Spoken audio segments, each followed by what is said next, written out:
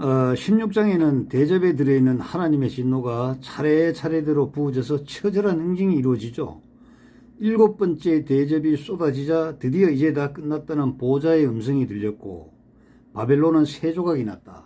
그리고 세계의 도처의 도시들이 파괴되어 폐허가 되었는데 하나님께서는 바벨론이 지은 죄를 하나도 잊지 않으시고 진노의 포도주를 마지막 한 방울까지 다 마시게 하는 벌을 내리십니다. 여러분, 우리도 마찬가지입니다. 우리 죄 그냥 용서받는 거 아닙니다.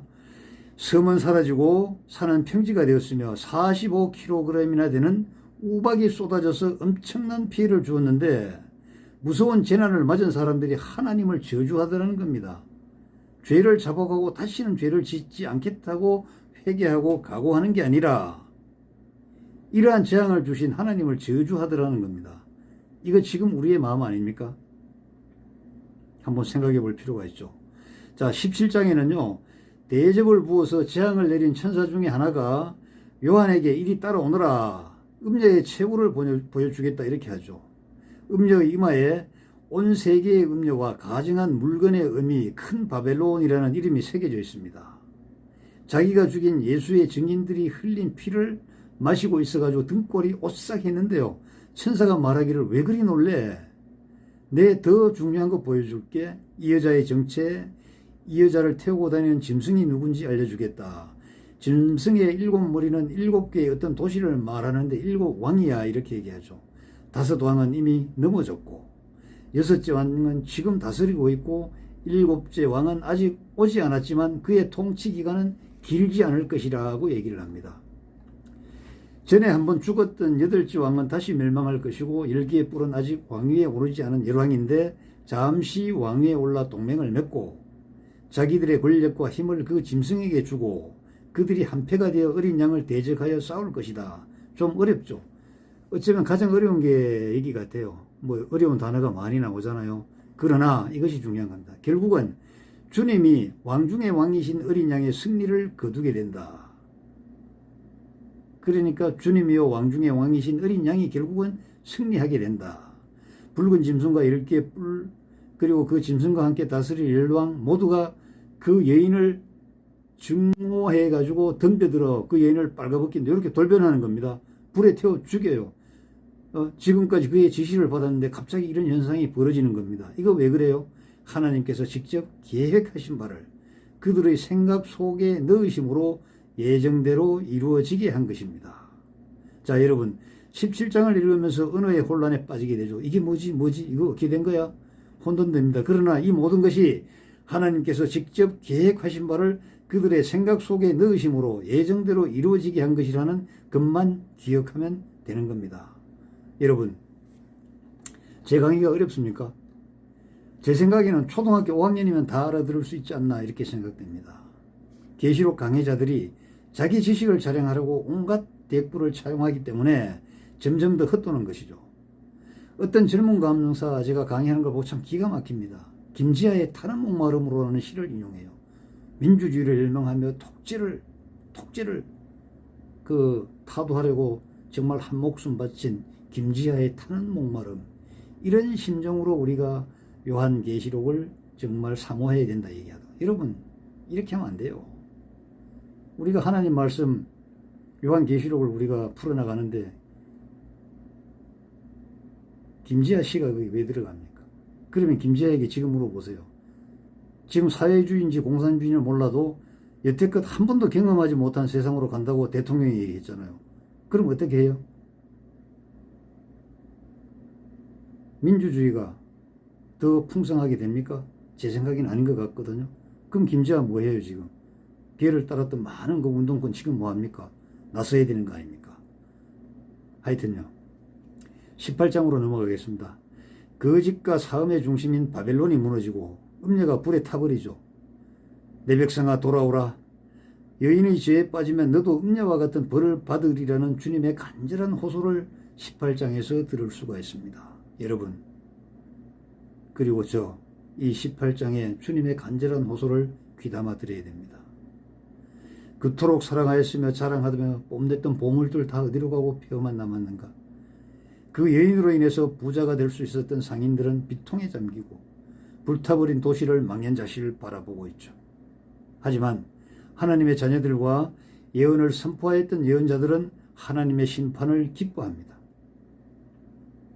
18장에는 바벨론의 멸망을 가시적으로 보여주기 위해서 힘센 천사가 큰 맷돌을 들어서 바다에 던져버리죠. 그러면서 바벨론은 이처럼 사라져서 다시는 떠오르지 못할 것이라고 선포합니다. 예언자들과 성도들과 죽임을 당한 사람들의 피로 물든 바벨론은 영원히 사라지게 되는 것이죠. 19장으로 넘어가면 하늘의 큰 군중들의 찬양이 들리며 어린 양의 결혼잔치가 열리고 어린 양의 혼인잔치에 초대받은 사람은 행복하다고 기록하라는 하나님의 말씀이 선포됩니다. 요한이 천사의 발 앞에 엎드리자 천사가 손사래를 칩니다. 안 돼, 그러면 안 돼. 우리는 믿음의 형제들일 뿐이야. 누가 높고 낮음이 없어. 내가 너에게 알려준 것도 예수를 증언하는 것이지 내가 너보다 우월하고 높아서 그런 것 아니야. 이렇게 말을 하는 것입니다. 하늘이 열리고 흰말을 타고 내려오시는 분이 보이죠.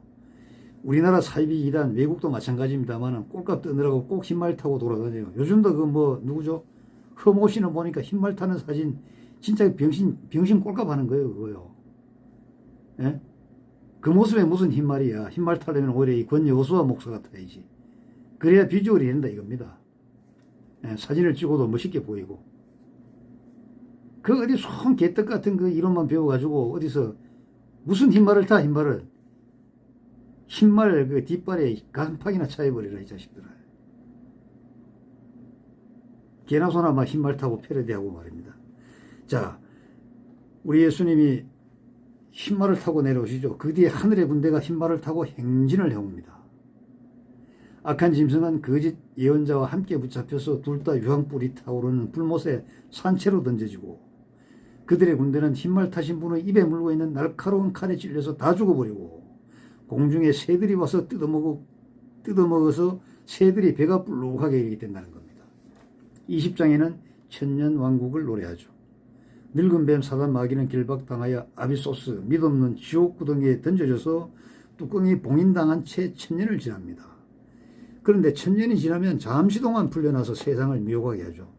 이걸 가지고 또 말이 많아. 가뒀으면 영원히 가두지. 뭐하러 다시 풀어줘. 여러분, 하나님의 계획입니다. 예수를 증거하고 하나님의 말씀을 선포하다가 목이 잘린 사람들의 영혼이 있죠. 우상에게 절하지 않고 짐승의 표를 받지 않았던 사람들의 영혼도 요한이 보았죠. 모두 천년 동안 왕노릇 하더라는 겁니다. 이것이 첫 번째 부활이죠. 복이 있는 거룩한 자들로서 두 번째 사망에서 제외된 하나님과 그리스도의 제사장들이라는 겁니다.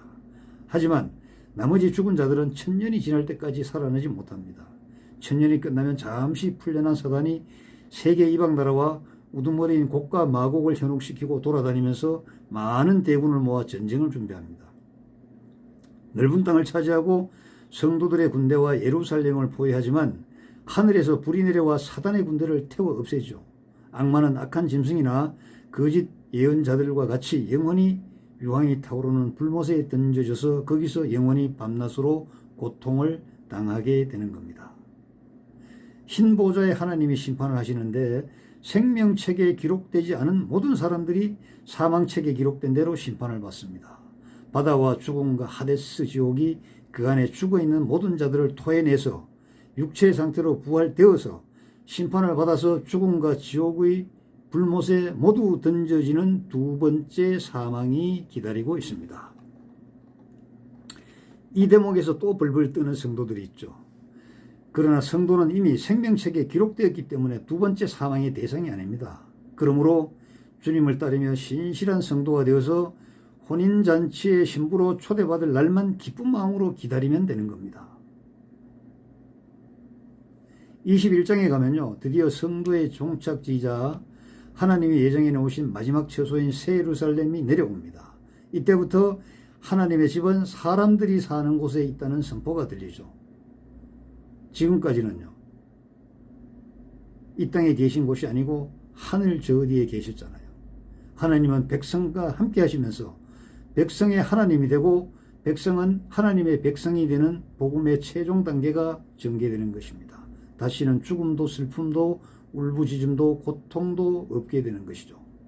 보좌에 앉으신 분이 만물을 새롭게 하고 일러주는 모든 것을 기록하라. 이제 다 이루었다. 나는 알파요 오메가요 처음과 마지막이다. 목마른 자에게 생샘물을 거저 주겠다고 말씀하십니다. 승리한 자들은 모든 복을 몫으로 받고 나는 그의 하나님이고 그는 나의 아들이 될 것이라고 선포하시는 것이죠.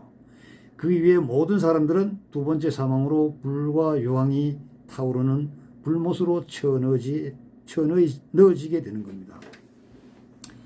7 대접을 부었던 천사가 요한을 불러서 이렇게 얘기합니다. 어린 양 아내가 될 신부 내가 보여줄게. 이것은 그 거룩한 그 성 예루살렘 성전을 이렇게 얘기하는 겁니다. 하늘에서 내려오는 새 예루살렘 성전의 모습이 구체적으로 묘사되고 찬란한 영광으로 빛나는 예루살렘, 도성의 성과 도성의 문들, 도성의 내부가 스캔되어서 묘사됩니다.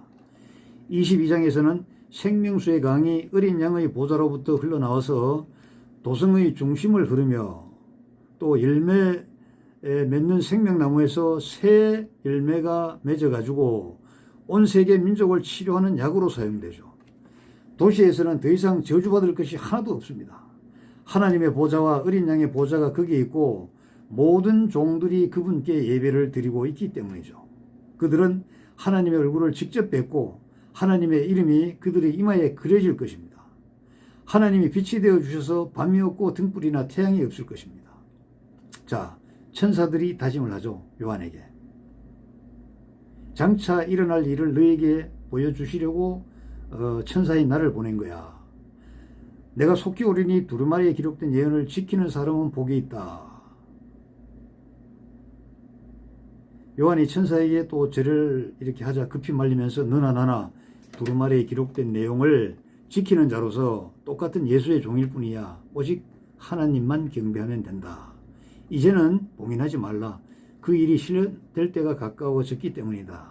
그때가 되면 악한 사람은 더욱 악해지고 지금 세상이 어떻습니까? 악의 도가니 정신병동 아닙니까? 거대한 가증한 자는 더 가증해지고 더러운 자는 더욱 더러워지고요. 그 대신 반면에 올바른 자는 더욱 올바르고 거룩한 자는 더욱 거룩하게 된다고 천사가 다짐을 합니다. 주님께서 말씀하시죠. 내가 속히 가겠다. 그냥 가는 게 아니고 상을 가지고 가겠다. 나는 알파요 오메가요 처음과 마지막이요 시작과 끝이다. 도시의 성문으로 들어갈 자격과 생명나무 열매를 먹을 권리를 얻으려고 자기의 복을 깨끗이 빨아서 간수하는 사람은 행복하다고 말씀하십니다. 성 밖의 모습이 스캔되죠. 하나님을 떠난 자, 마술사, 부도덕한 자, 살인자, 우상숭배자, 거짓말을 밥 먹듯이 하고 또 거짓말에 귀를 기울이는 모든 자들이 성 안으로 들어가지 못하고 성 밖에서 우글우글 하는 겁니다. 나 예수는 이 모든 것을 교회에 알리려고 천사를 내게 보냈다고 말씀하십니다. 요한은 마지막으로 독자들에게 이렇게 당부합니다. 만일 누구든지 여기에 기록된 내용에 어느 하나라도 덧붙이는 사람이 있으면 하나님께서 그에게 이 책에 기록된 재난을 내리실 것이다. 만약 하나라도 없애버린다면 생명나무의 열매를 먹을 권리와 거룩한 도시에 들어갈 자격을 거두어 버리실 것이다. 또 마지막 인사를 합니다. 주님은 내가 속히 가겠다고 말씀하시니까 요한은 아멘 주 예수여 오시옵소서 이렇게 화답을 하게 되는 것입니다. 여러분, 제 강해가 어렵습니까? 만약에요 어렵게 느껴지신다면 여러분들의 사유와 지식에 문제가 있는 겁니다. 왜냐하면 정돈되지 않은 흥크러진 지식이 이미 들어와 있어서 나중 참 지식이 받아들여지지 않는 것입니다. 첫 지식이 나중 지식을 밀어내버리는 겁니다. 이러한 첫 지식의 그 나중 지식 밀어내매 이미 익숙해져 있는 것입니다. 그래서 나이가 들수록 뭘 받아들이기가 어렵죠. 나이가 들수록 몸에 있고 근육이 기억하고 머리가 기억하는 것 그 이외에는 전혀 받아들이지가 않습니다. 그래서 가만히 보세요. 잔소리 많이 하는 사람은요. 맨날 레코드 틀어놓는 것 똑같아요. 그 소리 꼭 그렇게 합니다. 그 순간에 되면 그 말이 그대로 나옵니다. 이게 학습되지 않은 사람들의 유행이거든요. 학습되지 않은 사람의 유행이에요. 자, 여러분, 요한계시록은 단순한 성경 지식을 기록한 그러한 책이 아닙니다. 천지를 창조하신 하나님께서 창세 전에 이미 계획하신 종말의 때가 되면 어떤 일들이 일어나는지 보여주시는 하나님의 친필 음성입니다. 사탄은 천사였기 때문에 하나님의 계획을 정확하게 아는 악의 종자들입니다. 우리 성도들보다도 더 하나님의 계획을 잘 알고 들여다보고 있는 것이 천사들입니다. 천사들은 우리가 창조되기 전에 이미 하나님을 근거리에서 받들었던 사람, 그 존재이기 때문에 하나님의 그 의중을 정확하게 아는 그러한 존재인데, 그렇기 때문에 이들은 마지막 심판의 때가 오는 것이 가장 싫은 겁니다. 다 좋은데 요놈의 마지막 심판 때 요것만 안 왔으면 좋겠습니다. 그런데 여러분, 사탄이 방해 공작한다고 해서 심판의 때가 착오가 생깁니까? 절대로 안 생기죠. 하나님의 계획은 1.1획도 틀린 적이 없고 1분 1초도 당겨지거나 지연됨이 없는 것입니다. 그런데 왜 이들은 요한계시록의 진리를 덮거나 왜곡할까요? 자기들이 아무리 떠들어도 오게 될 그 종말인데 왜 요한계시록의 진리를 덮거나 왜곡하려고 이렇게 혈안이 되어 있습니까? 바로 성도 여러분, 그 다음에 우리가 자기들이 함께 불타는 유황의 불못에 함께 가기를 원하는 겁니다. 많은 사람들이 사탄이 던지는 세상 쾌락에 물들어 있습니다. 우리는 사탄의 공격을 받고 있습니다. 그러나 비록 세력은 작지만 순종하고 주님의 이름을 부정하지 않아서 주님께 칭찬을 받으면서 아무도 닫을 수 없는 열린 문, 또 우리를 미혹하는 사탄을 쳐부시어 내 발 아래 엎드려 복종하게 하겠다는 주님의 약속, 모든 인간을 시험하기 위해 닥쳐올 큰 재난과 시련의 때에 너를 보호해 주겠다. 아무도 너의 면류관을 빼앗지 못한다. 하나님의 이름을 너에게 써두며 새 예루살렘 하나님 나라의 시민이 될 것이라는 축복의 퍼부으심을 받는 빌라델비아 교회를 기억하면 좋겠습니다. 왜 기억해야 되느냐? 기억은 사모를 낳고, 사모는 행동으로 이어지며 행동은 하나님의 축복으로 직결되기 때문입니다. 여러분, 저의 이 간단한 강해가 여러분들의 요한계시록 이해에 큰 도움이 되기 바라며, 또 요한계시록의 줄기를 잡음으로써 창세기부터 시작되는 구약과 신약의 모든 기록의 내용들에 정말 눈이 환하게 열리게 되는 그러한 계기가 될 것이라고 확신합니다. 여러분, 감사합니다. 안녕히 계십시오.